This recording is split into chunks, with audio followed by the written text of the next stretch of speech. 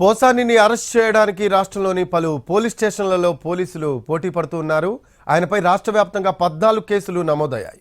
Obulavaripalle police స్టేషన్లో నమోదైన కేసులో పోసాని కృష్ణమురళిని అన్నమయ్య జిల్లా పోలీసులు అరెస్ట్ చేసి రైల్వే కోడూరు కోర్టులో హాజరుపరిచారు.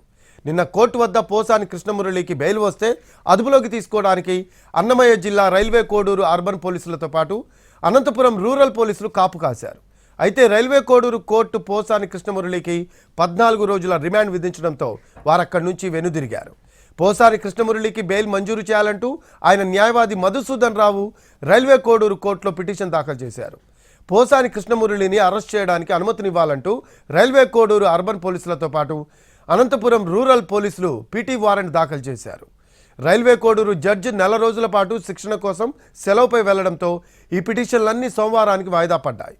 రైల్వే కోడూరు కోర్టు జడ్జి శిక్షణ కోసం సెలవుపై వెళ్లడంతో కడప ఫాస్ట్ ట్రాక్ కోర్టు జడ్జిని రైల్వే కోడూరు కోర్టు ఇన్ఛార్జి జడ్జిగా కడప జిల్లా ప్రధాన న్యాయమూర్తి నియమించారు.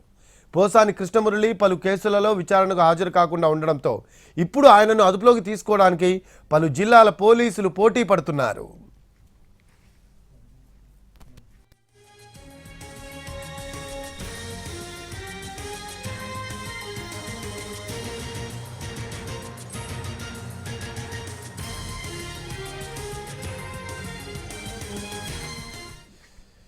పోసానిని అరెస్టు చేయడానికి రాష్ట్రంలోని పలు పోలీస్ స్టేషన్ల పోలీసులు పోటీ పడుతున్నారు. ఆయనపై రాష్ట్ర వ్యాప్తంగా 14 కేసులు నమోదయ్యాయి.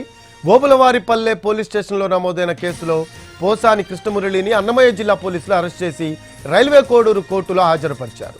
నిన్న కోర్టు వద్ద పోసాని కృష్ణమురళికి బెయిల్ వస్తే అదుపులోకి తీసుకోవడానికి అన్నమయ్య జిల్లా రైల్వే కోడూరు అర్బన్ పోలీసులతో పాటు అనంతపురం రూరల్ పోలీసులు కాపు కాశారు. అయితే రైల్వే కోడూరు కోర్టు పోసాని కృష్ణమురళికి 14 రోజుల రిమాండ్ విధించడంతో వారు అక్కడి నుంచి వెనుదిరిగారు. పోసాని కృష్ణమురళికి బెయిల్ మంజూరు చేయాలంటూ ఆయన న్యాయవాది మధుసూదన్ రావు రైల్వే కోడూరు కోర్టులో పిటిషన్ దాఖలు చేశారు.